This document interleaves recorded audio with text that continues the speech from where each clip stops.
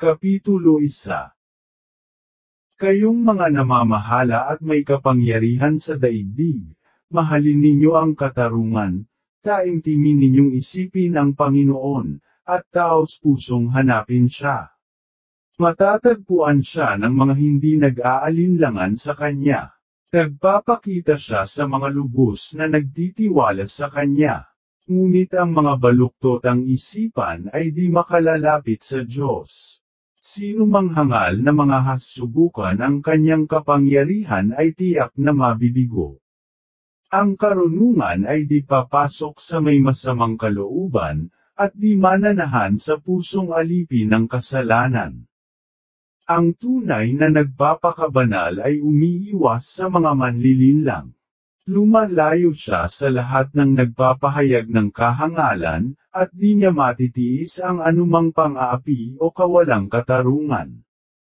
Ang karunungan ay diwang magaan ang loob sa lahat, ngunit hindi niya mapapayagang lapastanganan ang Diyos. Sapagkat alam ng Diyos ang ating mga damdamin at isipan, at naririnig niya ang lahat ng sinasabi natin.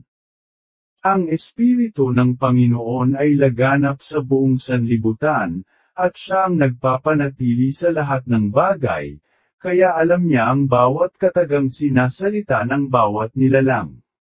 Walang makakapagsabi ng di matuwid na di mapapansin ng Panginoon.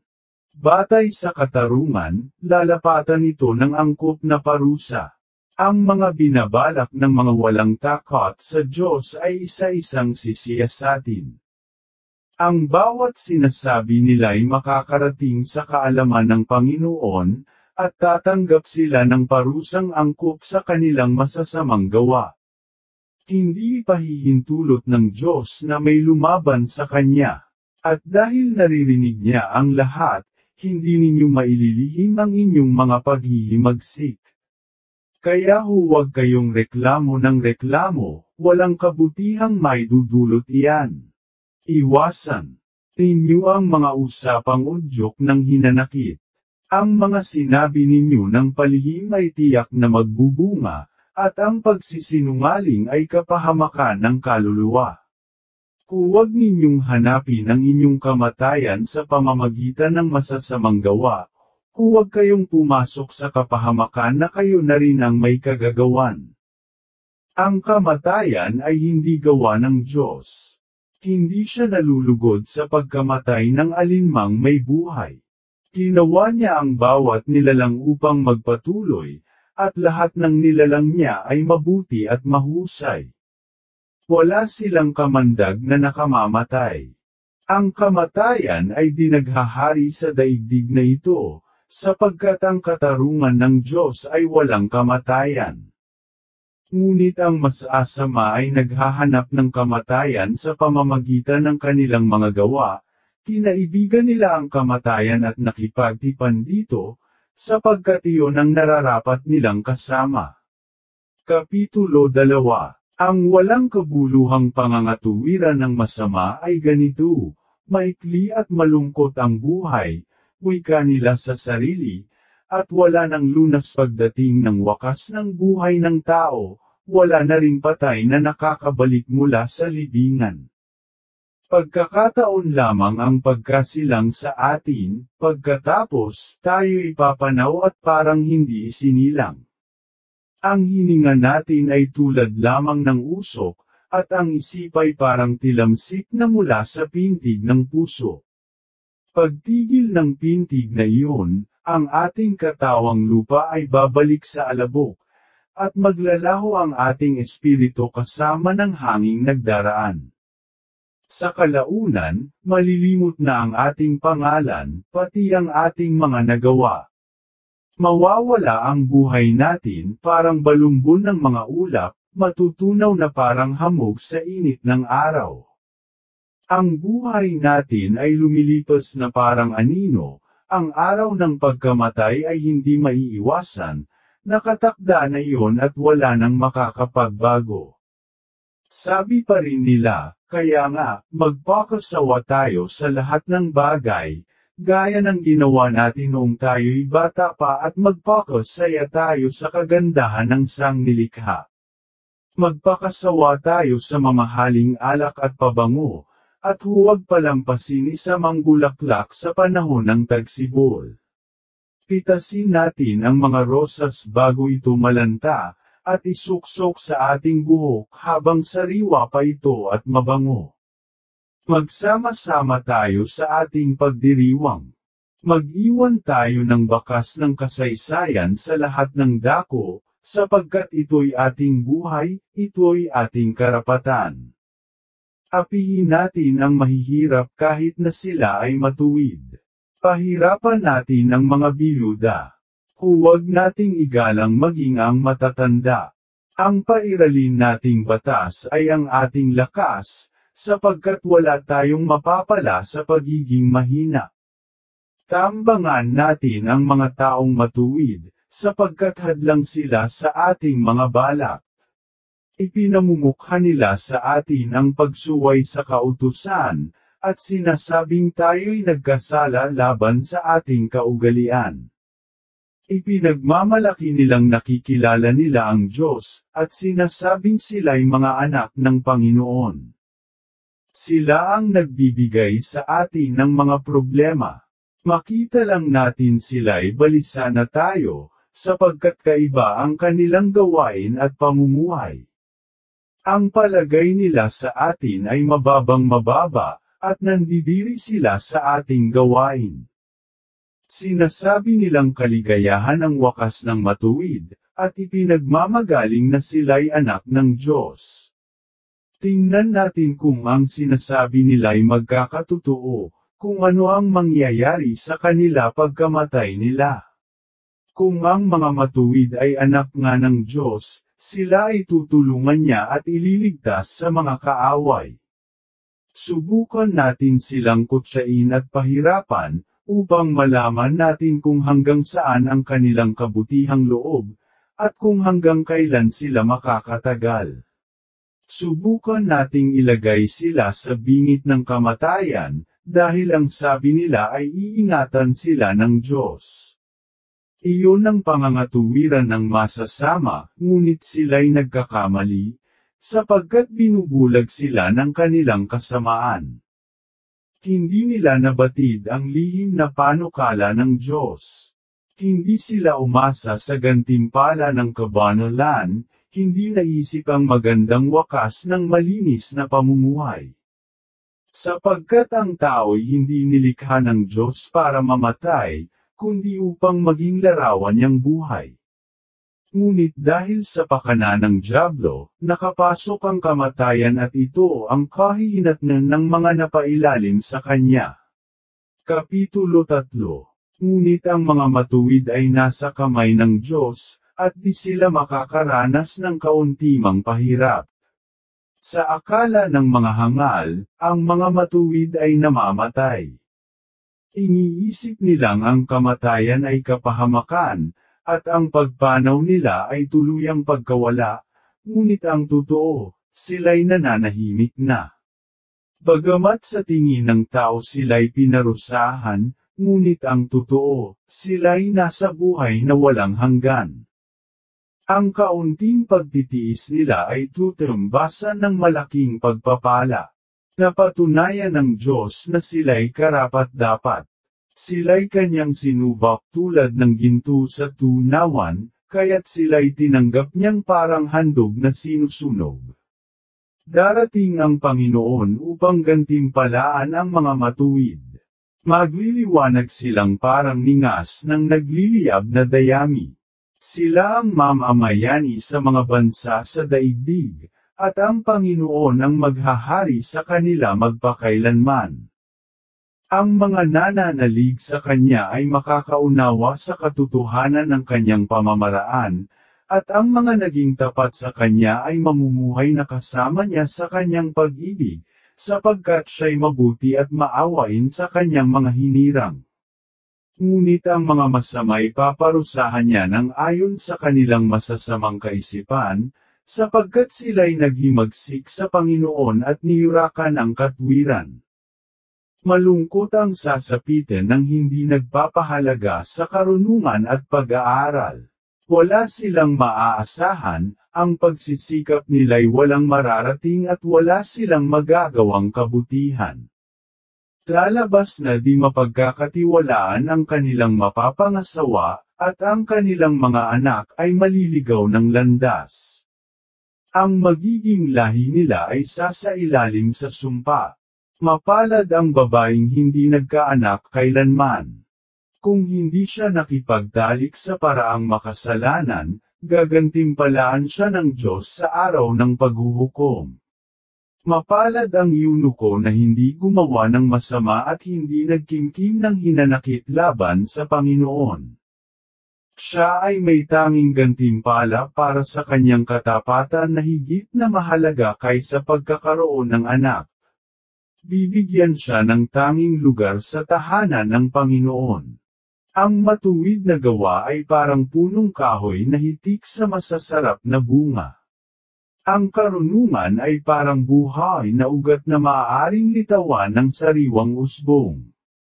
Ngunit ang mga anak ng mga mapangalunya ay walang kinabukasan, di haba ang kanilang buhay. At kung mabuhay man sila ng matagal ay wala ring kabuluhan sapagkat hindi sila igagalang kahit sila'y matanda na.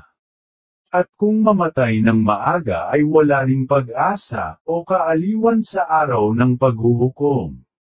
Kasawiang talaga ang wakas ng mga anak sa pagkakasala.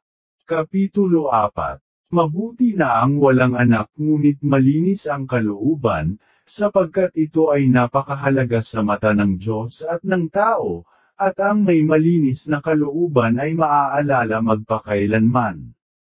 Ang taong ito ay nagiging huwaran, at kapag ito'y nawala sa kanya ay tunay na hinahanap. Ito ang pinakamahalagang gantimpala na maaaring makamit ng tao, at pinakamainam na katangiang maaaring taglayin ng sinuman. Ang mga anak sa pagkakasala, gaano man karami, ay hindi papakinabangan ang lahi nila ay di mapapanatag. Kuwari mga punong kahoy na mababaw ang ugat, sandali silang tutubo ngunit hindi magtatagal, sapagkat madali silang ibubuwal ng malakas na hangin. Mababali ang kanilang mga sanga sa kanilang kamuraan, at ang mga bunga nila'y di mahihinog, di papakinabangan. Pagdating ng araw ng paghuhukom, ang mga anak na iyan sa pagkakasala ang siyang magiging saksi sa kasalanan ng kanilang mga magulang. Sa kabilang dako, ang taong matuwid at banal, mamatay man ng bata pa, ay mapapanatag. Ang marangal na katandaan ay di sinusukat sa haba ng buhay o sa dami ng taong inilagi dito sa balat ng lupa. Ang karunungan at katwiran ay malilinaw na palatandaan ng hustong kaisipan, at siya ring sukatan ng tunay na pinagkatandaan. Si Enoch ay namuhay ng kalugod-lugod sa Diyos. Napamahal siya sa Diyos kaya't siya ay kinuhang buhay, samantalang namamayan pa sa gitna ng mga makasalanan, upang ang kanyang puso't diwa ay huwag ng mahawa sa kasamaan at panlilinlang. Sapagkat pinalalabo ng kasamaan ang kagandahan ng kabutihan, at ginugulo ng masamang pita ang walang malay na isipan. Sa maikling panahon ay narating niya ang lubos na kabanalan na di maabot ng marami sa loob ng mahabang panahon. Naging kalugod-lugod nga siya sa Panginoon, kaya't siya'y kinuha agad mula sa makasalanang paligid. Nakita ng mga tao ang kanyang pag-alis ngunit hindi nila naunawaan, hindi maabot ng kanilang isipan na pinagpapala at kinahahabagan ng Diyos ang kanyang mga hinirang, at iniingatan ang kanyang banal na bayan. Ang matuwid at banal kahit mamatay at sumakabilang buhay, siya'y magiging sumbat sa mga nabubuhay sa kasamaan. Ang matandang namuhay ng diwasto, ay mapapahiya sa mga batang maagang nagdamo ng karunungan. Makikita ng mga masama ang pagkamatay ng mga matuwid, ngunit hindi nila mauunawaan na ito ang paraan ng pagliligtas ng Panginoon. Pagtatawanan nila ang pagkamatay ng banal, ngunit sa huli sila ang pagtatawanan ng Panginoon. Pagkamatay nila, bangkay nila ay hindi pararangalan, at maging sa libang ay kukutsain sila at kamumuhian ng mga patay magpakailanman. Ibabagsak sila ng Panginoon at sila'y matitigilan. Tulad ng gusali mayayanig ang kanilang mga pundasyon, at guguho ng tuluyan. Ganap silang pahihirapan at lubusang malilimutan. Mangangilabot sila kapag inisa-isa ang kanilang mga kasalanan, at kapag ipinamukha sa kanila ang kanilang kasamaan. Kapitulo 5. Pagdating ng araw, ang matuwid ay taas noong haharap sa mga nagpahirap sa kanya at hindi nagpahalaga sa kanyang mga pagsisikap. Pagkakita sa kanya, ang masasamay magugulat, sapagkat hindi nila inaasahang siya ay maliligtas, at sila'y manganginig sa matinding takot. Pagsisisihan nila ang kanilang ginawa, at sa gitna ng paghihirap ng damdamin ay sasabihin nila, narito ang taong dati ating pinagtatawanan. Tayo pala ang hangal. Nilibak natin siya at hinamak. Akala natin ay kabaliwan ang kanyang pamumuhay, at nang mamatay siya'y hindi natin pinarangalan. Ngayon, narito siya't itinuturing na anak ng Diyos, at kabilang sa mga taong hinirang ng Diyos. Tayo pala ang lumihis sa landas ng katotohanan. Hindi tayo namuhay sa liwanag ng katwiran, hindi man lamang natin nasilayan ang unang sinag ng kanyang liwanag. Nagpakasawa tayo sa daan ng kasamaan at kapahamakan, naglakbay tayo sa gubat ng kasalanan, hindi natin tinunton ang landas ng Panginoon. Ito ang napala natin sa ating pagmamataas, maging ang ipinagmamagaling nating kayamanan ay walang kabutihang naidulot sa atin. Ang lahat ng iyon ay naglahong parang anino, para lamang nagdaang ugong ng balita. Pagdaan ng barko sa ibabaw ng dagat, nahati ang mga alon at nahawi ang tubig, ngunit pagkalampas ay walang naiwang bakas. Paglipad ng ibon sa himpapawid, di mo matutunto ng kanyang dinaanan. Ang hangin hinampas ng kanyang mga pakpak at binagtas ng mabilis niyang lipad, dagling naghilom na parang di nagalaw. Nahahati ng palasong patungo sa todlaan ang hangin na kanyang dinaanan, ngunit pagkalampas ay wala ka ring makikitang bakas. Ganyan ang mangyayari sa ating buhay. Isinilang tayo at pagkatapos ay mamamatay, at wala tayong maiiwang bakas ng anumang kabutihan. Sa halip, inaaksaya natin ang panahon sa pagpapakasama. Ang pag-asa ng masama ay parang dayaming ikinakalat ng malakas na hangin, parang bula sa karagatang hinahampas ng bagyo, parang usok na itinataboy ng banayad na simoy ng hangin. Parang alaala ng isang panauhing tumira lamang ng isang araw. Ngunit ang matuwid ay mabubuhay magpakailanman, gagantimpalaan sila ng Panginoon, iingatan sila ng kataas-taasang Diyos. Sila'y bibigyan ng marangal na karangalan at puputungan ng maningning na korona. Sila'y lulukuban ng kanang kamay niyang matuwid, at ipagtatanggol ng kanyang malalakas na bisig. Sasalakayin niya ang kanyang mga kaaway hanggang sa malipol, at gagamitin niyang sandata ang sangnilikha. Ang baluti niya'y ang katwiran, ang helmet niya'y ang katarungan, at ang kabanalan ang kanyang kalasag. Ihahasa niya ang kanyang galit upang gamiting espada, at sasamahan siya ng mga lakas ng kalikasan, upang bakahin ang mga hangal na nangangahas lumaban sa kanya. Mula sa balumbon ng mga ulap, iigkas ang mga kidlat, na tila mga palasong walang mintis na tatama sa bawat tadlan ng Panginoon. Uulanan ang kanyang mga kaaway ng malalaking tipak ng yelo, hahampasin sila ng nagngangalit na alon ng dagat, at tatabunan sila ng umuugong na baha. Babayuhin sila ng malakas na hangin at ipapadpad silang parang dayami.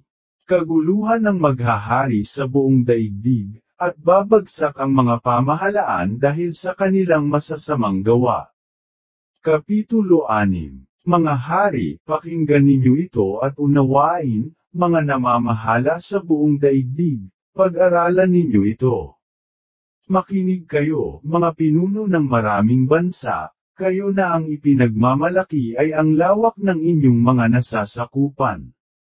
Ang pamamahala ninyo'y kaloob ng Panginoon, at ang kapangyarihay mula sa kataas-taasang Diyos.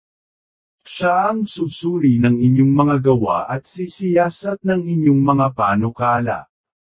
Kung hindi kayo magiging tapat sa inyong pamamahala ng kanyang kaharian, kung hindi ninyo susundin ang kautusan, at kung hindi kayo mamumuhay ayon sa kanyang kalooban, darating agad siya at kayo'y paparusahan ng mabigat. Walang katulad ang bigat ng parusang inilalaan niya sa mga namumuno at makapangyarihan. Ang mga aba ay kahahabagan at patatawarin, ngunit ang mga nasa kapangyarihan ay mahigpit na hahatulan. Ang Panginoon ng lahat ay hindi natatakot kaninuman, gaano man ito kadakila. Siya ang may likha sa lahat, sa dakila at sa aba, kaya't pare-pareho lang ang tingin niya sa lahat. Ngunit mas mahigpit ang paghatol niya sa mga nasa kapangyarihan. Kaya, mga hari, sinasabi ko sa inyo ang mga bagay na ito upang matuto kayo at nang hindi kayo magkasala. Ito ay mga banal na bagay at kung gagamitin ninyo sa paraang banal, kayo rin ay magiging banal. Kapag natutunan ninyo ang mga aral na ito, maipagtatanggol ninyo ang inyong sarili sa araw ng paghatol. Kaya nga, pahalagahan ninyo ang aking mga aral, unawain ninyo ito at kayo'y matututo. Ang karunungan ay maningning at di kumukupas, madaling natatagpuan ang naghahanap sa kanya, at nakikita agad ng mga nagpapahalaga sa kanya.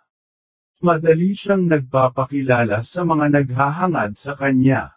Ang maagang bumabangon upang siya'y hanapin, hindi mahihirapan na siya'y masumpungan, makikita niyang ang karunungan ay nag-aabang sa may pintuan.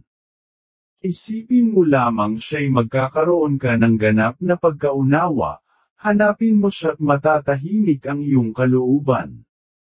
Sapagkat hinahanap niya ang mga karapat-dapat sa kanya, at malugod na nagpapakita siya sa kanila saan mang dako. Siya'y maamo, at sasamahan ka niya sa bawat iniisip mo. Ang unang hakbang para magtamo ng karunungan ay ang matapat na pagnanais na matuto, sapagkat para na ring pagmamahal sa karunungan ang paghahangad na matuto. Sumusunod sa kanyang mga tuntunin ang nagmamahal sa karunungan, at magkakaroon ng buhay na walang hanggan ang sumusunod sa kanyang mga tuntunin. At ang buhay na walang katapusan naman ay naglalapit sa Diyos. Ang naghahangad ng karunungan ay naghahanda upang maging pinuno ng kaharian. Kaya, mga hari, kung talagang mahal ninyo ang inyong trono at setro, pahalagahan ninyo ang karunungan at maghahari kayo magpakailanman. Sasabihin ko sa inyo kung ano ang karunungan at kung paano nagkaroon ito, wala akong ililihim sa inyo, iisa-isahin ko ang kanyang dinaanan mula sa panahon ng paglikha, upang maging malinaw ito sa inyo, hindi ako lilihis sa katotohanan. Hindi ko ililihim ang anuman dahil sa takot na mapantayan, sapagkat hindi maaaring pagsamahin ang karunungan at ang damdaming ganyan. Kung maraming marunong sa daigdig, mahahango sa dusa ang maraming tao. Magdudulot ng kapanatagan sa kanyang nasasakupan, ang isang marunong na hari. Kaya, Sikapin ninyong matutunan ang aking mga aral at papakinabanggan ninyo ito. Kapitulo 7. Ako'y may kamatayan din, tulad ng sinumang tao, supling ng unang tao na nagmula sa alabok, inanyuan sa sinapupunan ng aking ina. Mula sa binhi ng lalaki, nagkaanyo ako sa sinapupunan ng aking ina, bunga ng pagtatalik nilang dalawa. Sa loob ng 9 na buwan, ang katawan ko'y nabuo mula sa dugo ng aking ina. Nang ako'y isilang, nagsimula akong lumanghap ng hanging nilalanghap ng lahat. Inihiga ako sa lupang tinatapakan ng mga tao, ang iyak ng lahat ng bagong silang ang unang tinig na nagmula sa akin. Buong ingat akong inalagaan at binalot ng lampin. Lahat ng hari ay ganyan din ang simula. Sapagkat sa lahat ng tao'y iisa lamang ang paraan ng pagdating at pag-alis sa buhay na ito. Sapagkat alam kong ako'y tao lamang, ako'y nanalangin at binigyan naman ako ng pangunawa. Tumawag ako sa Diyos at binigyan ako ng karunungan. Higit na mahalaga sa akin ang karunungan kaysa trono at setro, at mas matimbang kaysa alinmang kayamanan. Hindi ko siya may pagpapalit maging sa pinakamahal na alahas. Ang ginto ay tulad lamang ng buhangin kung ihahambing sa karunungan. Ang pilak na may nagmimistulang putik kapag inihambing sa kanya. Para sa akin, siya'y higit pa sa kalusugan o kagandahan. Mas gusto ko siya kaysa alinmang ilaw sapagkat ang luningning niya'y walang pagkupas. Nang makamit ko ang karunungan, dumating sa akin ang lahat ng pagpapala. Siya ang nagkaloob sa akin ng kayamanang walang kapantay. Malaking kaligayahan ang dulot ng mga ito sa akin, sapagkat ang mga ito'y bunga ng karunungan. Ngunit di ko alam noon na ang mga ito'y nagmula sa karunungan. Walang pag-iimbot na nag-aral ako sa karunungan, at ngayon ay malugod kong ibinabahagi sa iba ang aking natutunan. Hindi mauubos ninyo man ang yaman ng karunungan. Angkinan ninyo iyan at mapapalapit kayo sa Diyos, ikinalulugod niya ang matuto kayo sa karunungan.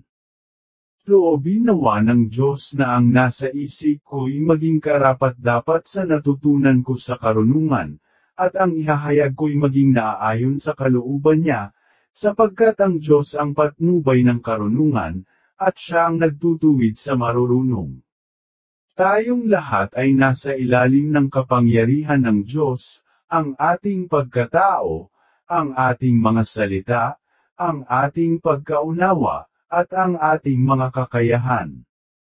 Siya ang nagbigay sa akin ng pagkaunawa sa kaayusan ng buong daigdig at sa mga lakas ng kalikasan, kung paanong sinusukat ang takbo ng daigdig sa pamamagitan ng pagsikat at paglubog ng araw, at ang pagbabago-bago ng mga panahon, ang pag-inog ng mga bituin sa kalawakan, at ang pag-ikot ng mga taon. Sa kanya ko natutunan ang kalikasan ng mga nilalang na may buhay, ang ugali ng mga mababangis na hayop, ang lakas ng hangin, ang takbo ng isipan ng mga tao, ang pagkakaiba ng mga halaman, at ang paggamit ng mga ugat bilang gamot. Natutunan ko ang mga bagay na dati nang alam, at ang mga bagay na wala pang ibang nakakaalam, sapagkat ang karunungan na humugis sa lahat ng bagay ang siyang nagturo sa akin. Ang diwa ng karunungan ay matalino at banal. Iisa ang kanyang likas ngunit nahahayag sa maraming paraan. Siya'y dalisay at walang katawang material, at malayang kumikilos, malinis, nagtitiwala at di maaaring mapinsala, maibigan sa mabuti, matalas at di malulupig. Ang karunungan ay mapagkawang gawa, mabait, matatag, tiyak, hindi nababalisa, makapangyarihan at mulat sa lahat ng bagay. Ang karunungan ay laganap sa lahat ng diwang matalino, matalas at dalisay. Sapagkat ang karunungan ay mas mabilis kaysa anumang kumikilos, at dahil sa kanyang kadalisayan, siya'y laganap sa lahat ng bagay. Siya ay tilamsik ng kapangyarihan ng Diyos, maningning na silahis ng kanyang kaluwalhatian. Kaya walang marumi na makalalapit sa kanya. Siya ay sinag ng walang hanggang liwanag, salaming nagpapakita ng mga gawa at kabutihan ng Diyos. Bagamat nag-iisa ang karunungan, magagawa niya ang lahat ng bagay, at bagaman siya'y hindi nagbabago, nababago niya ang lahat ng bagay, sa lahat ng salinlahi, siya'y nananahan sa mga banal, at ang mga ito'y ginagawa niyang mga propeta at mga kaibigan ng Diyos. Walang pinakamamahal ang Diyos nang higit pa sa mga taong nalulugod sa karunungan. Ang karunungan ay mas maganda kaysa araw, higit ang kagandahan kaysa mga bituin, at higit pa sa liwanag, sapagkat ang liwanag ay napapalitan ng dilim, ngunit ang karunungan ay di malulupig ng masama kailanman.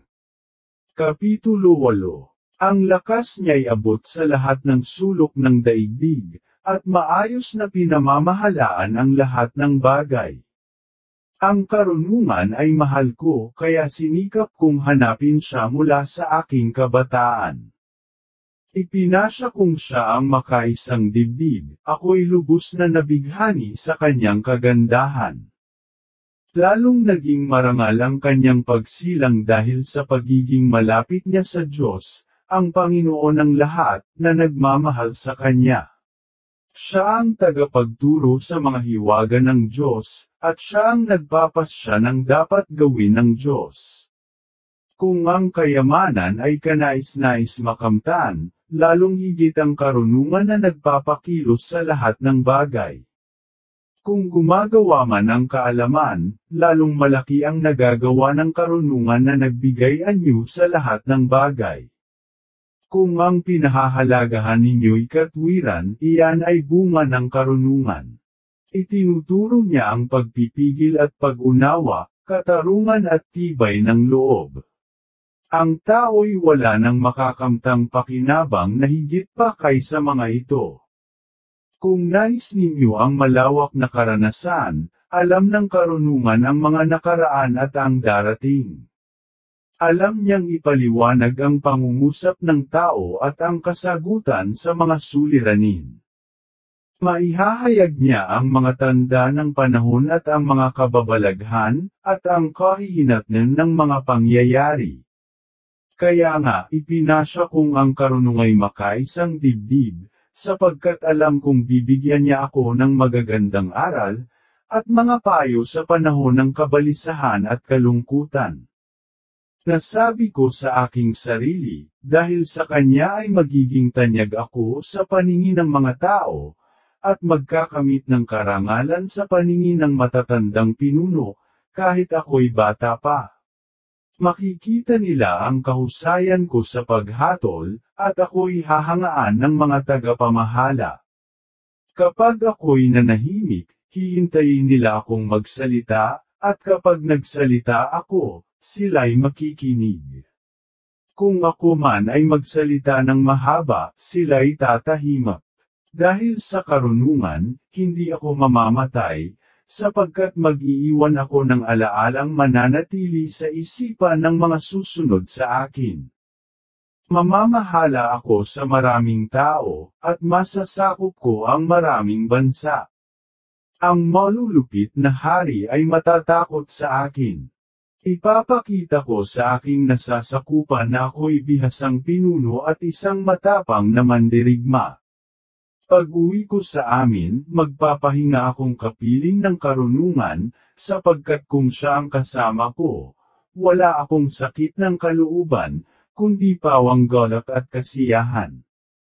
Napag-isip-isip ko at napagbulay-bulayan, walang kamatayan ang sinumang makaisang dibdib ng karunungan. Ganap na kaligayahan ang umibig sa kanya, malaking kayamanan ang magsagawa ng kanyang mga panukala. Karangalan ang makisalamuha sa kanya at matututong magpasya ng mahusay ang makisama sa kanya. Dahil dito, ipinasya kong siya ang aking makaisang dibdib.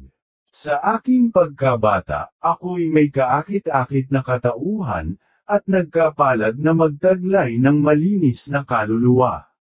O kaya, marahil sa pagiging mabuti ko, nabigyan ako ng malusog na katawan. Ngunit naniniwala akong hindi ako magkakaroon ng karunungan, kung hindi yun ipinagkaloob sa akin ng Diyos.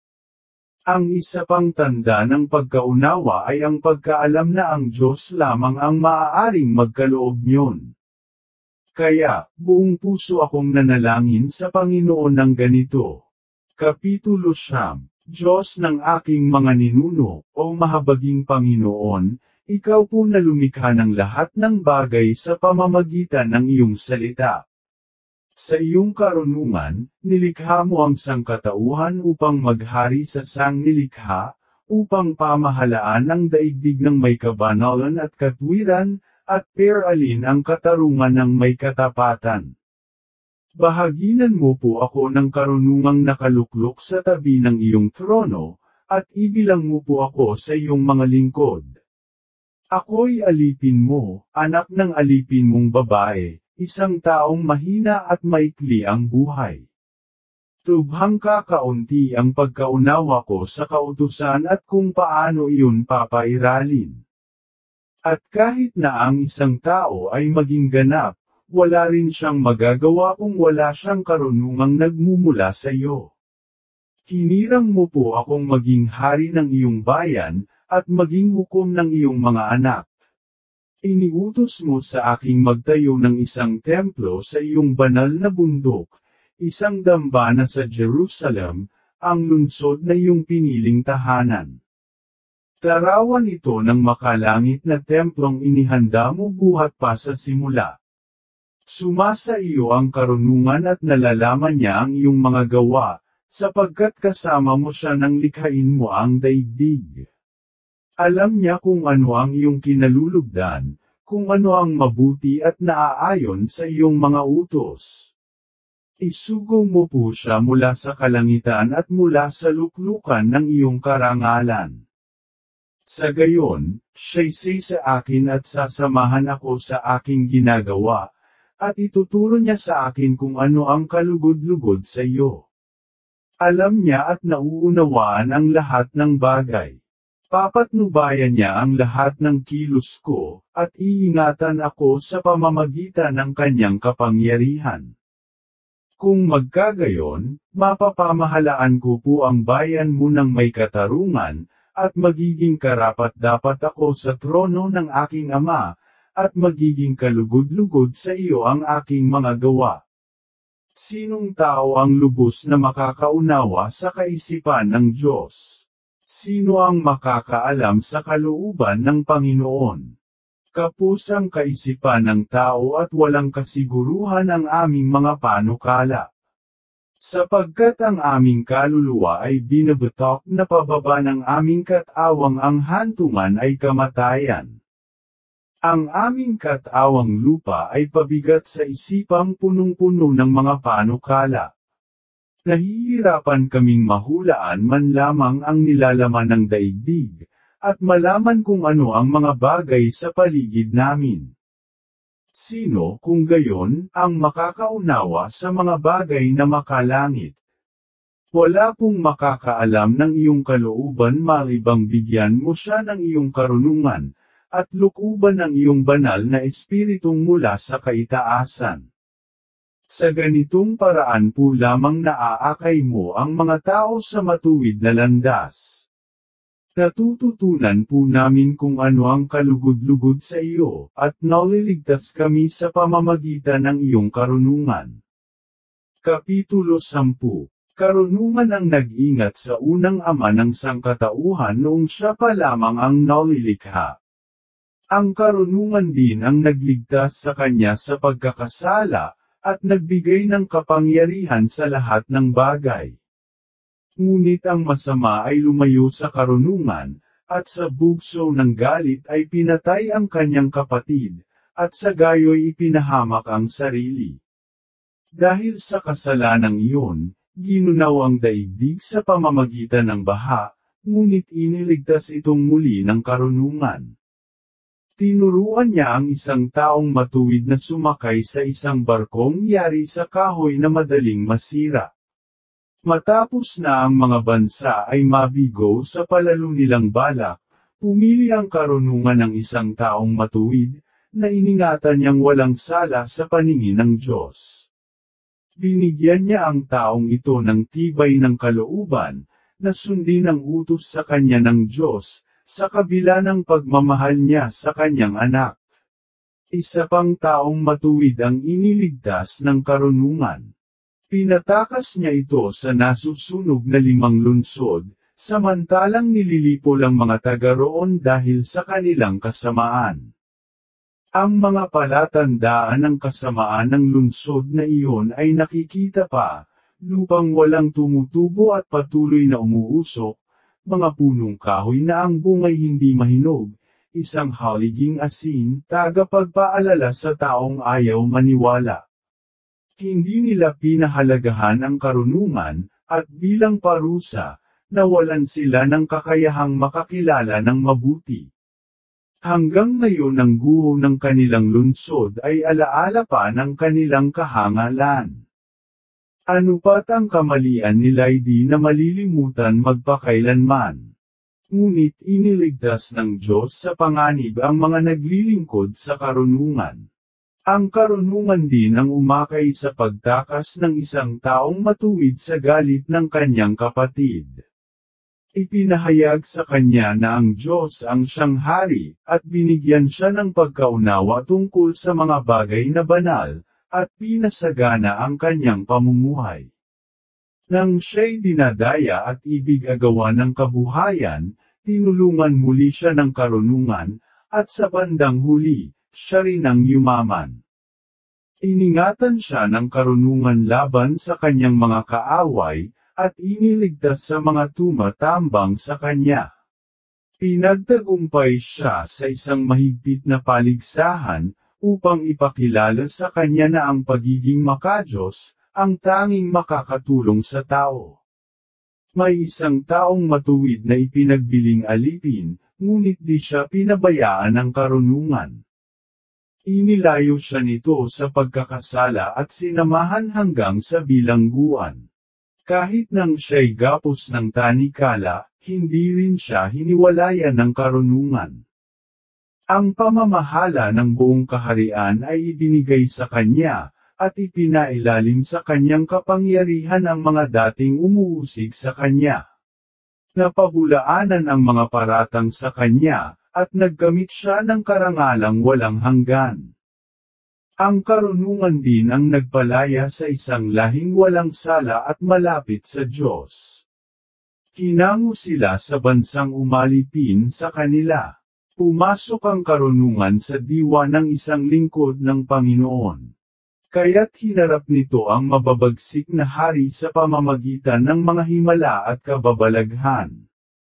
Kinantimpalaan niya ang paghihirap ng bayang pinili, at pinatnubayan sa isang kagilahil-alas na paglalakbay. Nililiman niya sila kung araw at tinanglawan kung gabi. Pinangunahan niya sila sa pagtawid sa malalim na tubig ng dagat na pula. Ngunit nilunod niya ang kanilang mga kaaway at ibinulusok sa pusod ng dagat. Kaya sinamsaman ng mga banal ang masasama, at umawit po sila ng parangal sa banal mong pangalan, O Panginoon. Pinuri nila ang iyong makapangyarihang kamay. Binuksan ng karunungan ang bibig ng mga pipi, at maging ang mga sanggol ay matatas na nakapagsalita. Kapitulo 11. Pinapagtagumpay din ng karunungan ang mga Israelita noong panahon ng banal na propeta. Nilakbay nila ang mga ilang at nagtayo ng tolda sa mga dakong hindi pa natitirhan ng tao. Kinarap nila ang kanilang mga kaaway at naitaboy ang mga ito. Nang sila'y mauhaw, tumawag po sila sa iyo, Panginoon, at binigyan mo sila ng tubig, mula sa isang batong buhay. Ang mga pahirap na ginamit mo bilang parusa sa kanilang mga kaaway ay pagpapala ring ginamit mo sa panahon ng kanilang pangangailangan. Pinalabo mo ang mga bukal ng kanilang ilog na walang patid ang agos. Bumaho ang tubig at namyulang parang dugo. Iyon ang parusa sa utos nilang patayin ang mga sanggol ng iyong bayan.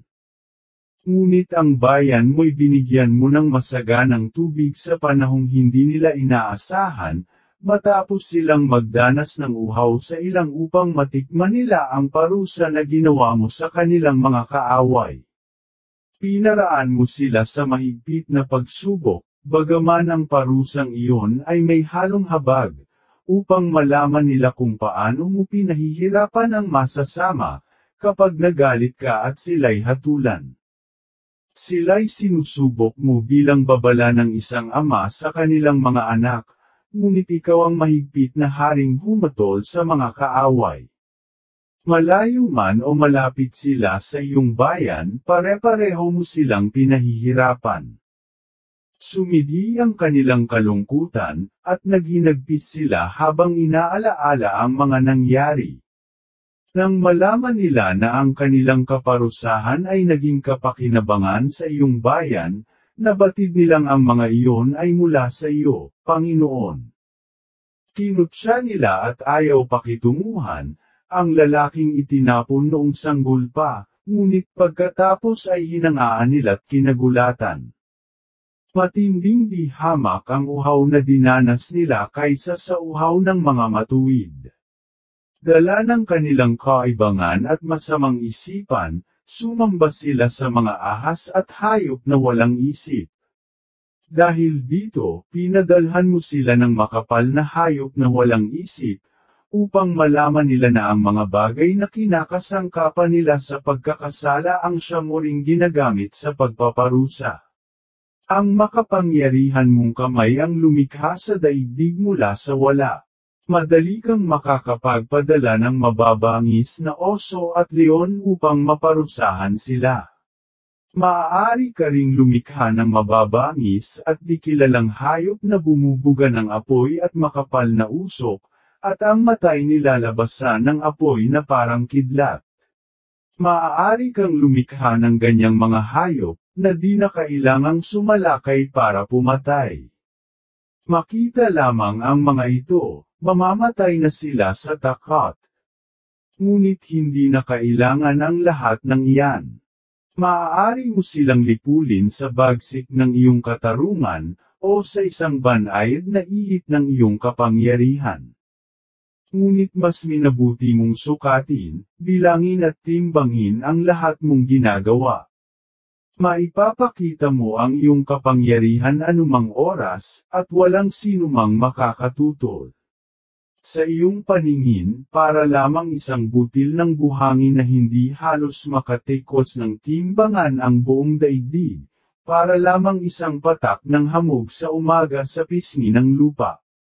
Labis-labis ang iyong kapangyarihan para gawin ang anuman, ngunit mahabagin ka sa bawat kinapal. Pinatawad mo ang aming mga kasalanan, at binibigyan mo kami ng panahong makapagsisi. Mahal mo ang lahat ng bagay, at wala kang hinahamak sa iyong mga nilalang. Kung hindi gayon, bakit mo pa sila nilikha? Walang anumang bagay na mananatili kung hindi mo kalooban, at walang makapagpapatuloy kung hindi mo nilalang. Ipinahintulot mong manatili ang bawat nilikha sapagkat bawat isa ay sa iyo. Ang lahat ng nabubuhay ay mahal mo, Panginoon. Kapitulo 12. Ang espiritu mong walang kamatayan ay nasa lahat ng bagay, kaya unti-unti mong itinutuwid ang mga nagkakasala. Pinapaalalahanan mo at binabalaan sila sa kanilang mga ginawa, upang iwanan na nila ang kanilang masamang pamumuhay at sa iyo sila manalig, Panginoon. Kinamuhian mo ang mga nanirahan sa banal mong lupain noong unang panahon, dahil sa kasuklam-suklam nilang mga gawain, dahil sa kanilang pangkukulam at maling pagsamba, dahil sa walang habag na pagpatay nila ng mga sanggol, at pagkain ng laman at dugo ng tao. Sa kanilang mga lihim na seremonya ng pagtanggap sa mga baguhan, pinapatay ng mga magulang ang kanilang mga anak na walang malay. Kaya, ipinasya mong ipalipol sila sa aming mga ninuno, upang ang lupaing itinangi mo ay maging angkop na tirahan ng iyong bayan. Gayunman, sila'y kinaawaan mo sapagkat sila'y mga tao rin. Kaya nagsugo ka ng mga pukyutan upang mauna sa iyong hukbo at lipulin ng unti-unti ang mga kaaway na iyon, bagamat magagawa mong ipag-api sa bayan mong pinili ang masasamang taong iyon, o lipulin sila sa pamamagitan ng mababangis na hayop, o sa bisa ng makapangyarihan mong salita. Ngunit hindi mo binibigla ang pagpapatupad ng iyong hatol, upang mabigyan pa sila ng pagkakataong makapagsisi, kahit alam mong sila'y likas na masama, at hindi na magbabago sa masama nilang paniniwala. Sapagkat sa pulpa sa simula, sila'y isang lahing isinumpa, ngunit hindi dahil sa takot kaninuman kaya hindi mo sila pinarusahan. Ikaw ang lumikha sa mga bansang iyon, at walang makakapagtanong kung bakit gayon ang ginawa mo sa kanila. Wala rin namang makakatutol sa iyong naging pasya. Hindi ka maaaring panagutin ninyo man sa paglipol mo sa kanila, at walang makakadulog sa hukuman laban sa iyo para ipagtanggol ang makasalanang lahing iyon. Lahat ng bagay ay nasa ilalim ng iyong pangangalaga, at sa iyong paghatol ay wala kang pananagutan sa ibang Diyos. Hindi ka maaaring paratangan ng alinmang hari o pinuno, na pinarusahan mo ang lahing iyon ng walang katarungan. Ikaw ay matuwid at makatarungang namamahala sa lahat ng bagay. Hindi mo ginagamit ang iyong kapangyarihan upang parusahan ang isang taong wala namang kasalanan. Sa iyong lakas nagmumula ang iyong katarungan, at maaari kang magpakita ng habag kaninuman sapagkat ikaw ang Panginoon ng lahat. Ipinapakita mo ang iyong lakas sa nag-aalinlangan sa iyong ganap na kapangyarihan, at pinaparusahan mo ang sinumang nakakaalam nito ngunit sinasadyang di ka pansinin. Walang hanggan ang kapangyarihan mo ngunit mahabagin ka kung humatol. Maaari mo kaming parusahan kung iyan ang nais mo, ngunit sa halip ay pinamamahalaan mo kami ng buong hinahon at pagpipigil. Sa pamamagitan ng ginawa mong iyan, itinuro mo sa mga taong makatarungan na dapat din silang maging maawain. At binigyan mo naman ng pag-asa ang iyong bayan, sa pagkakaloob sa kanila ng pagkakataong makapagsisi. Naging marahan at maunawain ka sa pagpaparusa sa mga kaaway ng iyong bayan. Bagamat dapat na silang mamatay, binigyan mo pa rin sila ng lahat ng pagkakataong iwanan ang masama nilang pamumuhay. Ngunit naging mahigpit ka sa paghatol sa iyong bayan, bagamat nakipagtipan ka sa kanilang mga ninuno at pinangakwan sila ng mabubuting bagay. Oo, kami iyong pinarusahan, ngunit higit na matindi ang parusa mo sa aming mga kaaway, upang kapag kami ay humatol sa iba, ay maalala namin ang iyong kabutihan. At kapag kami naman ang hinatulan, ay makaasa kami na kami kahahabagan. Pinarusahan mo ang mga namuhay ng masama, at ang ginamit mo sa pagpaparusa ay ang mga kasuklam-suklam na bagay na kanilang sinamba. Nahiwalay sila ng malayo sa katotohanan, at sumamba sa mga kasuklam-suklam na hayop. Nalinlang sila na parabang mga batang walang isip. Pinarusahan mo sila dahil sa kanilang kahangalan, kaya't ang lagay nila'y parang mga batang walang muwang. Magaan ang naging parusa sa kanila, ngunit daranas ng buong bigat na parusa ng Diyos ang hindi pumansin sa gayong mga babala, nang gamitin ng Diyos sa pagpaparusa sa kanila ang mga hayop na kanilang sinasamba, nagising sila sa mapait na katotohanan, Nakilala nila ang Diyos na matagal nilang di pinansin, kaya't bumagsak sa kanila ang pinakamasaklap na parusa. Kapitulo 13. Napakahangal ng mga taong hindi nakakakilala sa Diyos. Nakikita nila ang mabubuting bagay sa daigdig, ngunit hindi nila makita ang Diyos na buhay. Pinag-aaralan nila ang kanyang mga nilalang, ngunit hindi nila nakilala ang lumalang sa kanila. Sa halip, ang apoy, ang mabilis na hangin, ang unos, ang mga bituing naglalayag sa kaitaasan, ang rumaragasang tubig at ang mga bituin sa kalangitan, ang kinilala nilang mga Diyos na namamahala sa daigdig. Kung kinilala nilang Diyos ang mga ito dahil sa kanilang angking kariktan, dapat ay nalaman nilang higit na dakila ang lumalang sa lahat ng iyan, ang Panginoong may kapal. Siya ang pinagmula ng lahat ng kagandahan, ang lumikha sa lahat ng mga ito. Kung namangha sila sa kapangyarihan ng mga ito, dapat nilang malaman na higit ang kapangyarihan ng lumikha ng mga ito. Sapagkat sa pagmalas natin sa kalawakan at kagandahan ng sangnilikha, makikilala natin ang lumikha. Baka naman hindi sila dapat sisiin ng lubos. Maaaring nagsikap silang makilala ang Diyos, ngunit naligaw lamang sila sa kanilang paghahanap. Sa pag-aaral ng mga bagay na nasa paligid nila, lubha silang naakit sa kagandahang kanilang nakita, hanggang sa naniwala silang Diyos nga ang mga ito. Ngunit wala silang tunay na maidadahilan sa kanilang pagkaligaw. Kung nakayanan nilang pag-aralan ang sansinukob, bakit di nila nakilala ang Panginoong may likha sa lahat? Ang umaasa sa mga bagay na walang buhay ang pinakahangal sa lahat ng hangal. Silang sumasamba sa mga bagay na likha ng tao, larawan ng mga hayop na yari sa ginto, pilak, o hamak na batong nililok noong unang panahon. May isang mahusay na manlililok.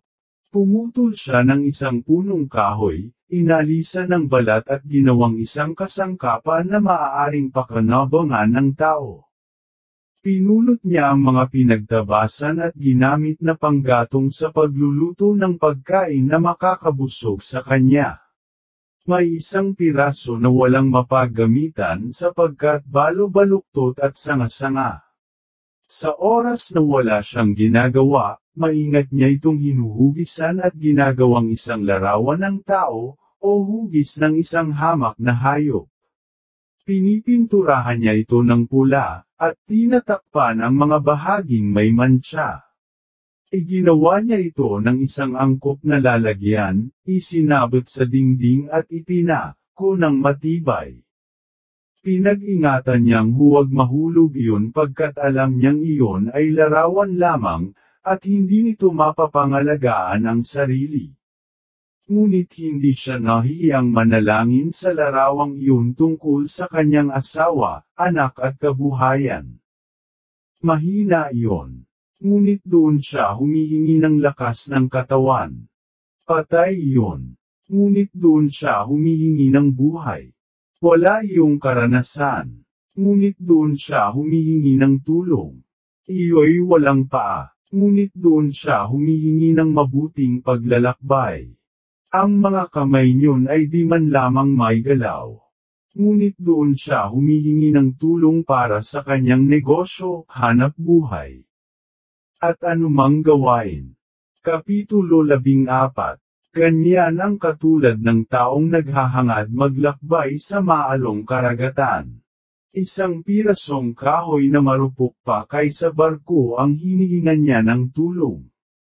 Ang barkong iyon ay binalangkas upang pagkakitaan, at nagawa yon dahil sa karunungan ng gumawa. Ngunit ang iyong kalinga, o Ama, ang nagbibigay direksyon sa barkong iyon, at ikaw ang nagtatakda ng kanyang dadaanan. Ikaw rin ang pumapatnubay sa pagtahak niya sa mga alon. Kahit ang walang karanasan ay maaaring pumalaot, sapagkat may iligtas mo sila sa anumang panganib. Niluhog mong gamitin at pakinabangan ang lahat ng bagay na likha ng iyong karunungan. Kaya naman, nagtiwala ang mga tao sa isang pirasong kahoy. At lulan ng isang marupok na barko ay sumalungat sa mga alon hanggang sa dumaong sila sa isang ligtas na dako. Ganyan ang nangyari nung unang panahon, samantalang nagkakamatay ang isang lahi ng mga higante. Sa iyong pamamatnubay ay nakatakas ang pag-asa ng daigdig, lulan ng isang barko. Sa gayong paraan, natira sa daigdig ang isang angkan na siyang magpapatuloy sa lipi ng tao. Pinagpala ang barkong nagligtas sa katwiran. Ngunit sinumpa ang Diyos ang kahoy na gawa ng kamay ng tao. At sinumpa rin ang mga gumawa niyon, sapagkat inari niyang Diyos ang isang bagay na nasisira at gawa lamang ng kanyang mga kamay. Kasuklam-suklam sa Diyos ang masasamang tao at ang kanilang mga ginagawa. Ang gumawa at ang ginawa ay kapwa paparusahan. Ang hatol ng Diyos ay babagsak din sa mga Diyos-Diyosan. Sapagkat, bagaman mga bagay na likha ng Diyos ang ginamit sa paggawa ng mga larawang iyon, nang mayari na ay naging kasuklam-suklam na bagay, bitag na sanhi ng kapahamakan ng mga kaluluwa ng mga hangal. Ang mga pakikiapid ay nagsimula ng gawin ang mga larawang dini Diyos. Simula nang lumitaw ang mga ito, sumama na ng sumama ang pamumuhay ng tao. Ang mga ito naman ay hindi kaalinsabay ng tao at hindi rin mananatili magpakailanman.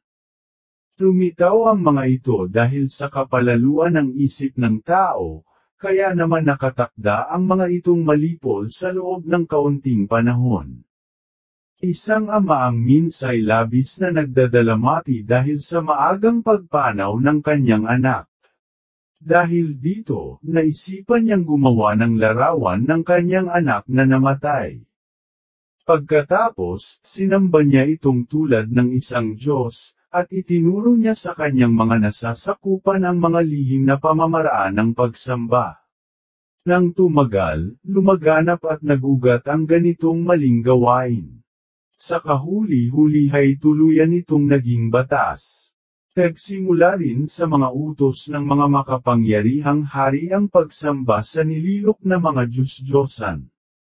Sa malayong lugar ng kaharian ay may mga nasasakupang nais magparangal sa hari.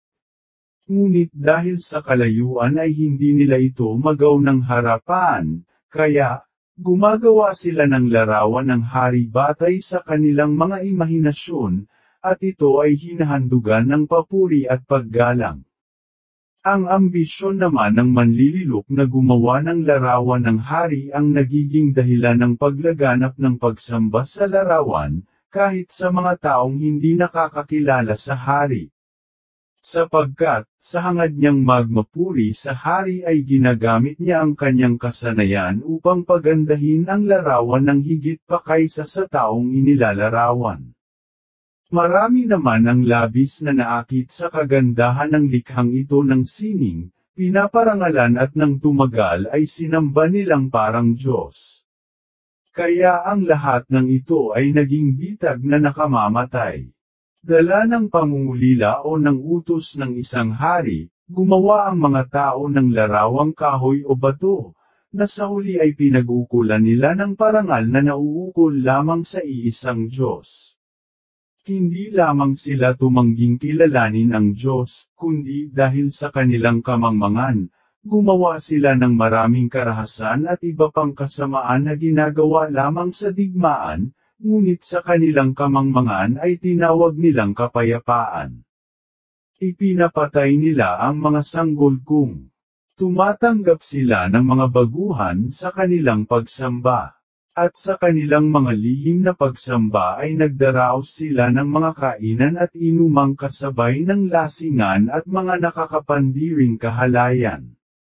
Hindi na nila iniingatan ang kalinisan ng pamumuhay at ang buhay may asawa. Pumapatay sila ng tao ng pataksil at kinakalunya ang asawa ng may asawa. Kahit sa ilaganap ang patayan, nakawan, panlilinlang, pambubuyo sa masama, pagtataksil, kaguluhan, pagsisinungaling, pang-aapi sa mga walang malay, di pagtanaw ng utang na loob, karumihan ng budi, kahalayang labag sa kalikasan, paghihiwalay, pangangalunya, at kawalang hiyaan. Ang pagsamba sa mga Diyos-Diyosan na ang pangalay di dapat sambitin man lamang, ang siyang punot dulo, ang dahilan at hantungan ng lahat ng kasamaan. Ang mga sumasamba sa Diyos-Diyosan ay lubusang mawawala sa sarili. Dahil sa sarap ng pagtatalik, o nagsasabi ng kasinungalingan at sinasabing iyon ay pahayag ng Diyos, namumuhay ng masama, at walang atubiling sumisira sa usapan. Sapagkat ang mga larawan ng Diyos nila at pinagtiwalaan ay walang buhay. Walang takot silang nanunumpa ng di totoo. Ngunit sa pilitang aabutin sila ng parusa sa dalawang dahilan. Una, sapagkat nasira ang pagkilala sa tunay na Diyos nang sumamba sila sa mga Diyos-Diyosan. Pangalawa, walang galang na nilapastangan nila ang kabanalan ng sila'y manampo ng di totoo. Malinlang lamang nila ang mga tao. Hindi ang kapangyarihan ng kanilang pinanumpaan ang magpaparusa sa mga taong masama. Kundi sa pilitang lalapatan sila ng parusang angkop lamang sa mga makasalanan. Kapitulo 15. Ngunit ikaw, aming Diyos, ay mabait, tapat at mapagpaumanhin. Pinamamahalaan mo ang sansinukob ng may pagkahabag. Kung kami man ay nagkakasala, kami iyo pa rin, sapagkat kumikilala pa rin kami sa iyong kapangyarihan. At yamang alam namin ito, hindi na kami magkakasala. Ang pagkilala sa iyo ay ganap na pagiging matuwid. Ang pagkilala sa iyong kapangyarihan ang ugat ng pagiging walang kamatayan. Hindi kami nailigaw ng anumang gawa ng likong kaalaman ng tao, gaya ng isang walang kabuluhang larawang ginuhit ng pintor, o ng isang imaheng pinintahan ng iba't ibang kulay. Makita lamang ang mga ito ng mga mangmang ay nagsisiklab na agad ang kanilang pinanabik sa isang imaheng walang buhay at walang hininga. Sino mang gumawa, magnasa, o sumamba sa gayong larawan ay umiibig sa isang bagay na masama, at natatamo niya ang marapat sa kanya nang umasa siya sa bagay na iyon. Minamasa ng magpapalayok ang malagkit na putik at maingat na hinuhugisan upang gawing kasangkapan. Mula sa iisang uri ng lupa, gumagawa siya ng iba't ibang kasangkapan na ginagamit ng mga tao. May ginagamit sa gawaing malinis at marangal, at may ginagamit naman para sa maruruming bagay. Tanging ang magpapalayok lamang ang nagpapasya, kung alin-alin at kung saan-saan ito gagamitin. Ang magpapalayok ay isang tao lamang. Hindi pa nagtatagal na siya'y nilikha mula sa alabok, at pagkatapos ay magbabalik uli sa alabok na pinanggalingan, kapag binawi sa kanya ang hiram niyang buhay. Ngunit inaaksaya niya ang pagod at talino sa paglikha ng isang Diyos-Diyusang walang kabuluhan mula sa putik na ginagamit niya sa paggawa ng palayok. Hindi niya pansin na maikli lamang ang buhay sa mundo. Nakikipagpaligsahan siya sa mga nagpapanday ng ginto, pilak, at tanso. At ipinagmamalaki niya ang kanyang mga ginagawa, kahit na ang mga ito ay pawang huwad na Diyos-Diyosan. Ang puso niya'y alabok lamang. Mahalaga pa ang alabok kaysa kanyang pag-asa, at ang putik na ginagamit niya'y mahalaga pa kaysa sa kanyang buhay, sapagkat hindi niya nakilala ang Diyos na humugis sa kanya, at nagbigay sa kanya ng kaluluwang nagpapasigla, ang Diyos na nagkaloob sa kanya ng Espiritong nagbibigay buhay. Ang buhay ng tao sa balat ng lupa ay isang laro lamang, o isang pamilihang mapagkukunan ng pakinabang. Kinakailangang siya'y magkamal ng maraming salapi kahit sa anong paraan, kahit sa masama. Iyan ang kanyang paniwala. Alam niya, higit sa sinuman, na siya'y nagkakasala sa paggawa ng mga Diyos-Diyosan at marurupok na sisidlan mula sa iisang uri ng luwad. Ngunit, Panginoon, lalong hangal pa kaysa sanggol na walang muwang, ang mga kaaway na nagmalupit sa iyong bayan.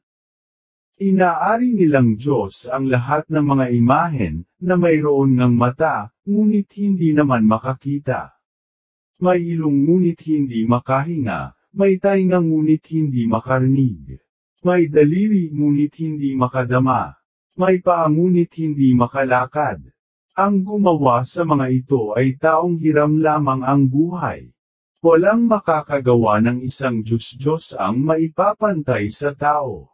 Ang lahat ng tao ay mamamatay balang araw, ngunit ang hinugisan ng makasalanan niyang kamay sa mula't mula pa ay isa ng patay. Higit pa siyang mahalaga kaysa larawang kanyang sinasamba, sapagkat siya ay buhay. Ngunit ang sinasamba niya ay hindi buhay at hindi naging buhay kahit kailan. Sumasamba sila sa mga karumal-dumal na hayop, pati na sa mga hayop na walang isip.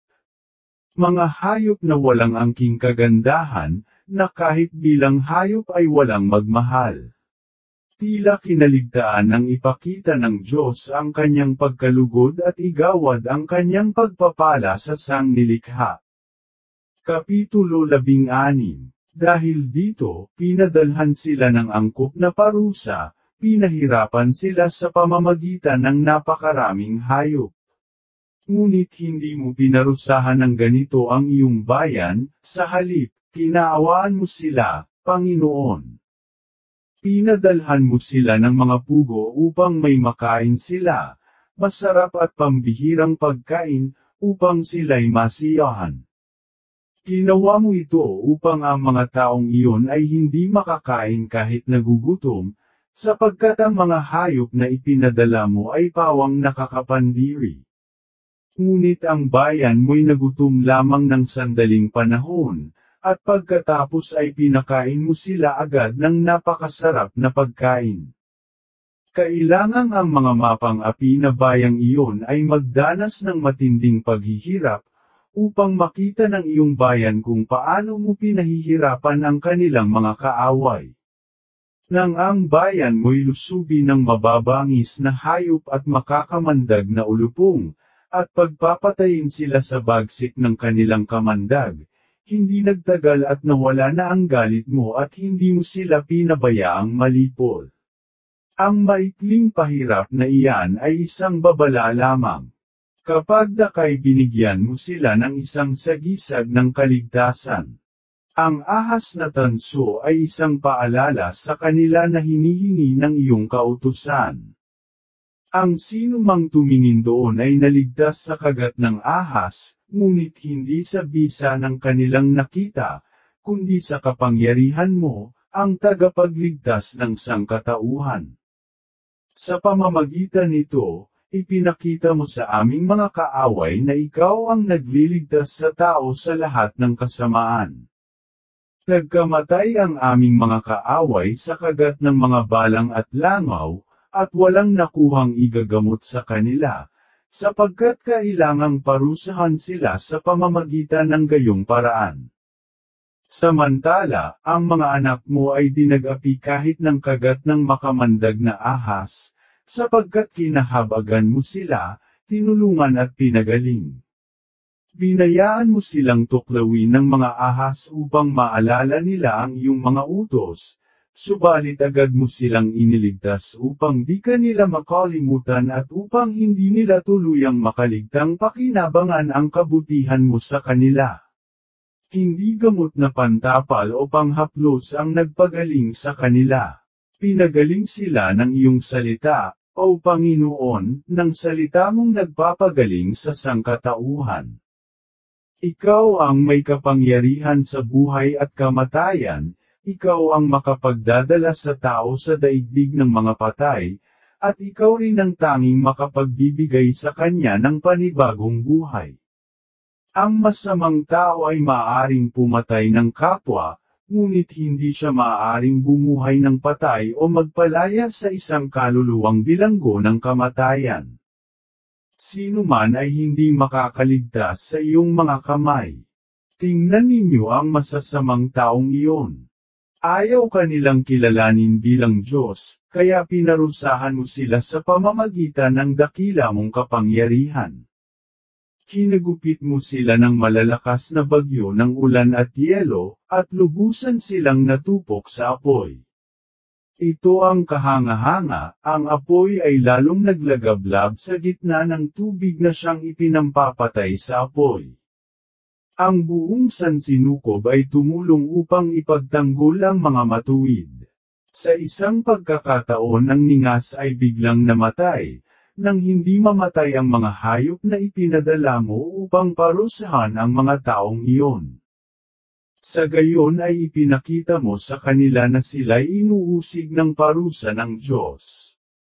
Ngunit sa iba namang pagkakataon, ang apoy ay lalo pang naglagablab ng palibutan ng tubig, upang sirain ang ani sa lupain ng mga makasalanan. Ngunit ang bayan mo'y hindi nahirapan ng ganyan, sa halip, pinadalhan mo sila ng pagkain ng mga anghel. Mula sa langit, binigyan mo sila ng tinapay na hindi na kailangang iluto kundi handa ng kainin, pagkain naging kasiya-siya sa lahat, kahit na ano ang kanilang panlasa. Dito nakikita kung gaano ang pagkalinga mo sa iyong mga anak. Nagustuhan ng lahat ang pagkain iyon, sapagkat nagbabago ang lasa ayon sa nais na lasa ng bawat kumakain. Ang pagkain iyon ay dapat sanang natunaw na gaya ng yelo o nyebe, ngunit hindi natunaw. Kahit lutuin sa apoy. Dito'y ipinakilala mo sa iyong bayan na ang apoy na tumupok sa ani ng kanilang kaaway, samantalang umuulan ng yelo, ay siya ring apoy na inalisan mo ng kapangyarihan, upang sila'y may makain. Ikaw ang lumikha sa sansinukob, at ang lahat ay nasa ilalim ng iyong kapangyarihan. Ginagamit ng kalikasan ang kanyang lakas upang parusahan ang masasama, ngunit siya'y banayad at maamo sa mga nagtitiwala sa iyo. Ang kalikasan ay nag-angkin ng lahat ng anyo, upang ipakita kung paano mo pinangangalagaan ang lahat ng tumatawag sa iyo. Nangyari ang lahat ng ito, Panginoon, upang maunawaan ang bayan mong minahal, na hindi sila mabubuhay sa pamamagitan lamang ng kanilang mga tanim. Ang iyong salita ang nagbibigay buhay sa lahat ng umaasa sa iyo. Ang pagkain hindi natupok sa apoy ay natunaw sa unang sinag ng araw.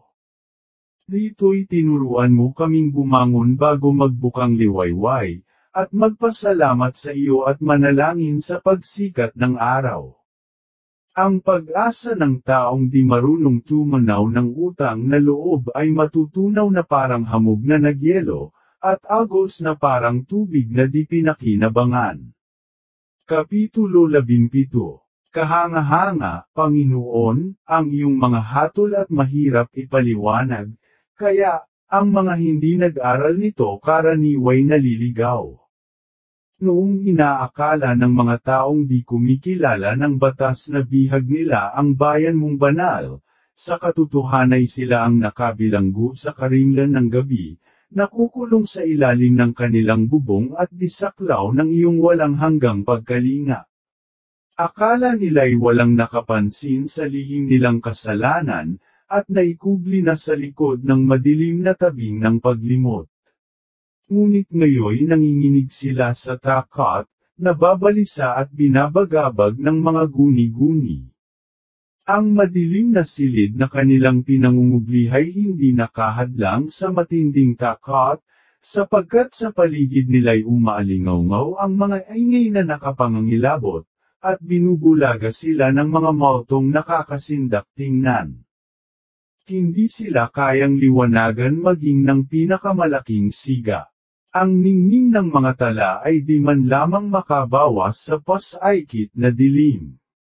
Ang tanging sumisinag sa kanila'y nakakatakot na ningas at sa takot nila'y naniwala silang ang kanilang nakita'y higit na nakakatakot kaysa iniisip nila. Nabigo ang mapanlinlang na pamamaraan ng kanilang salamangka, at nawalang kabuluhan ang ipinagmamalaki nilang karunungan. Ipinagmamalaki nilang nakapagpaalis sila ng takot at pagkabalisa sa mga taong nagugulo ang isip, ngunit sila ngayon ang hibang sa takot nang wala namang kadahi-dahilan. Kahit walang nangyaring mapanganib na dapat katakutan, nanginginig sila sa takot sa huni ng mga ahas at pagdagsa ng maraming hayop na papalapit sa kanila. Namatay sila sa sindak sa gitna ng pangangatog, natatakot silang idilat man lamang ang mga mata, ngunit ang malungkot nito'y namatay sila ng dilat. Ang kasamaan ay talagang likas na duwag, sapagkat siya na rin ang humahatol sa sarili. At sa pag-uusig ng sariling budi, siya na rin ang nagpapalaki sa laman ng guni-guni. Ang takot ay bunga lamang ng di paggamit sa tulong na idinudulot ng isipan. Ang walang lakas ng loob na magtiwala sa pag-iisip ay aalipinin ng takot na likha ng kamangmangan. Sa buong magdamag ay balisang-balisa sila sa pagtulog, bagaman ang kadilimang iyon ay walang magagawa laban sa kanila, sapagkat iyon ay mula lamang sa walang kapangyarihang bangin ng daigdig ng mga patay. Kinahabol sila ng mga kakilakilabot na pangitain, ngunit naroon silang hindi makakilos nang sila'y biglang pagharian ng matinding takot. Bigla na lamang silang nabubuwal at di makaalis sa pagkahandusay, gapos ng mga tanikala ng sariling takot. Maging magsasaka, pastol o manggagawa sa kaparangan, silang lahat ay nabihag ng iisang kapalaran, sila ay nagapos ng tanikalang di nakikita sa gitna ng kadiliman. Ang lahat sa paligid ay kinatakutan nila, pati ang marahang ihip ng hangin, o ang magandang huni ng mga ibon sa mga sanga ng punong kahoy, o ang lagaslas ng tubig sa umaagos na batis, ang ugong ng mga batong gumuguho, ang ingay ng mga hayop na tumatakbo at lumulukso ngunit hindi nakikita, ang atungal ng mababangis na hayop, ang alingaw-ngaw ng mga kwebo sa libis ng bundok, at halos mamatay sila sa takot. Samantala, ang buong daigdig ay naliligo sa liwanag ng araw, at ang lahat ng bagay sa kanilang paligid ay patuloy sa kani-kanilang gawain. Tanging sila lamang ang nabalot ng pusikit na dilim, larawan ng kadiliman ng kamatayang naghihintay sa kanila. Ngunit ang mas mabigat na pasaning kanilang dinadala kaysa kadilimang iyon ay ang kanilang sarili. Kapitulo 18. Ngunit para sa iyong bayang banal, nagniningning ang liwanag. Ang tinig nila'y naririnig ng kanilang mga kaaway ngunit di sila nakikita, at ipinapalagay na mapalad sapagkat di naghihirap. Ang mga kaaway nila'y nagpapasalamat, sapagkat kahit na ginawa ng masama ay hindi gumaganti. Sila'y humingi ng tawad dahil sa kanilang pakikipag-away. Kaya, sa paglalakbay nila patungo sa ibang lupain, sila'y pinasubaybayan mo sa haliging apoy. Parang araw na nagliliwanag ngunit hindi sila nasusunog sa makasaysayang paglalakbay na iyon. Nararapat lang sa kanilang mga kaaway na pagkaitan ng liwanag at ibilanggo sa kadiliman, pagkat ibinilanggo nila ang iyong bayan na naging kasangkapan sa pagsasabog ng liwanag ng iyong kautusan sa buong daigdig. Pinatay nila ang mga sanggol ng iyong bayan maliban sa isang nailigtas, kaya pinatay mo rin ang kanilang mga sanggol, at nilipol mo ang kanilang hukbo sa pamamagitan ng isang malaking baha. Ang mangyayari sa gabing iyon ay ipinagpauna mong sabihin sa aming mga ninuno, upang magalak sila sa katuparan ng iyong mga pangakong pinagtiwalaan nila. Alam ng iyong bayan na ililigtas mo ang mga matuwid at paparusahan ang kanilang mga kaaway. Ang paraang ginamit mo sa pagpaparusa sa aming mga kaaway ay siyang mo ring ginamit na pantawag sa amin, upang kami bahaginan mo ng iyong karangalan. Ang mga tapat na anak ng mabuting bayang ito ay lihim na naghahandog. Nagkaisa silang sumunod sa mga utos ng Diyos at magsama sa hirap at ginhawa. Noon pa'y inaawit na nila ang matatandang awit na ito ng papuri. Samantala, ang panaghoy ng kanilang mga kaaway ay abot sa buong paligid, dahil sa pagkamatay ng kanilang mga anak. Iisa ang parusang iginawad sa alipin at sa Panginoon. Iisa ang kapalarang sinapit ng hari at ng karaniwang tao. Pare-pareho silang namatayan. Hindi mabilang ang mga bangkay na iisa ang ikinamatay. Kakaunti ang natira sa kanila, at hindi nila kayang ilibing ang napakaraming patay. Sa isang kisap mata, ang pinakamamahal nilang mga anak ay namatay na lahat. Noong unay wala silang pinaniniwalaan liban sa kapangyarihan ng kanilang salamangka.